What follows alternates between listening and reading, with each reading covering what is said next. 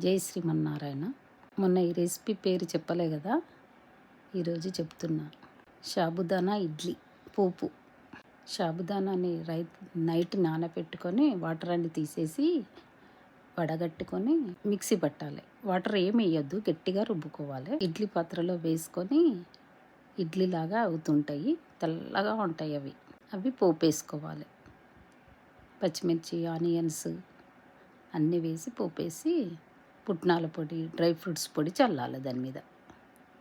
ఇది idli fry, sabudana idli fry. ఈ recipe పేరు సాబుదానా ఇడ్లీ ఫ్రై. చాలా బాగుంటాయండి ఇవి, చేసుకోండి.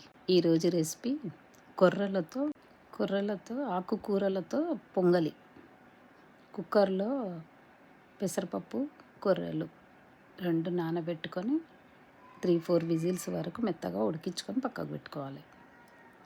ఇది గ్రైండ్ చేసుకోవాలి. పుదీనా, పాలకూర, కొత్తిమీర, అల్లము, పచ్చిమిర్చి, జీలకర్ర అన్నీ గ్రైండ్ చేసుకోవాలి మెత్తగా. ఇలా మెత్తగా గ్రైండ్ చేసుకోవాలి.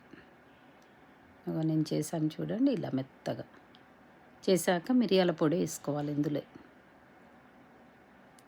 నేను వేసాను చూడండి, 1/2 స్పూను. మీ క్వాంటిటీకి తగ్గట్టుగా చేసుకోవాలి.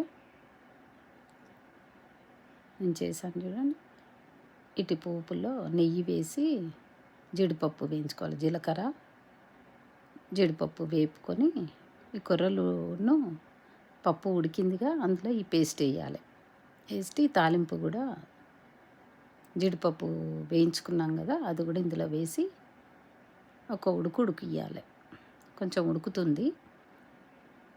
నేను ఉడికిస్తున్నా చూడండి. నెయ్యి వేసి ఉడికించుకోవాలి. నేతితో బాగుంటుంది ఇది. పాలకూర, పుదీనా, కొత్తిమీర చాలా బాగుంటుందండి. ఏది అవసరం లేదు, చట్నీలో ఏం అవసరం లేదు.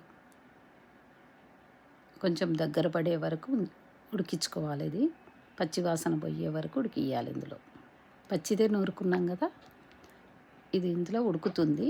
ఉడికాక సాల్ట్ వేసుకొని ఉడికించుకొని దించేసుకోవాలి. ఇలా ఉంటుంది. చూస్తుంటేనే తినబుద్ధి అవుతుంది కదా. భగవంతుడికి పెట్టుకుందాం రండి. అరగించవయ్య శ్రీహర మాతాపితుడా కుసుమాంబతుడా నీదాసితుడా అరగించవయ్య శ్రీ. చేసుకోండి అందరూ. జై శ్రీమన్నారాయణ.